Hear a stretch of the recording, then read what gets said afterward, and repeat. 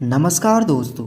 आज की इस वीडियो में हम लोग मगध साम्राज्य और अखंड भारत के बारे में बात करेंगे। सबसे पहले आपको बता दूं, भारत प्राचीन काल में 16 महाजनपदों में बटा हुआ था। मगध 16 महाजनपदों में से एक था।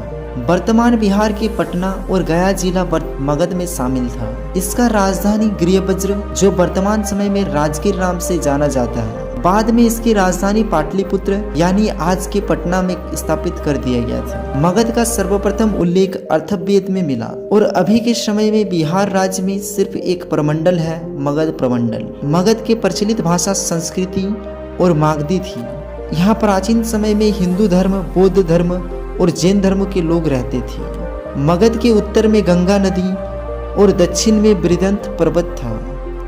वहीं पूर्व में चंपा नदी से लेकर पश्चिम में सोन नदी थी। मगध में बहुत सारे राज्यों को मिलाकर अखंड भारत का निर्माण किया गया। कौशल, वत्स और अवंती जैसे अनेक राज्यों को अखंड भारत में मिलाया गया था। राजा प्रियतंत्र ने मगध साम्राज्य की नींव रखी थी। इसका वास्तविक राजा बिंबिसार को ही माना जाता है। बिंबिसार एक कूटनीतिज्ञ और दूरदर्शी शासक था। उसने शादी की नीति को अपनाकर अपने राज्य का विस्तार किया था। बिंबिसार महात्मा बुद्ध के मित्र और संरक्षक थे। वे बौद्ध धर्म के अनुयायी भी थे। उन्होंने लगभग 52 वर्षों तक मगध पर शासन किया था।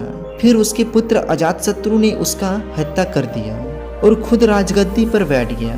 फिर मगध साम्राज्य में नंद वंश की स्थापना हुई। इसके अंतिम शासक धनानंद के समय मगध एक समृद्ध राज्य हुआ करता था, पर इसके राजा धनानंद एक क्रूर शासक था। इसीलिए मगध में हमेशा अशांति फैली हुई रहती थी। धनानंद की कुरीति से मगध और भारत को बचाने के लिए चाणक्य ने चंद्रगुप्त को मगध का राजा बनाया और मगध में अनेकों राज्यों को मिलाकर अखंड भारत का निर्माण किया और उस अखंड भारत का राजा चंद्रगुप्त को बनाया गया।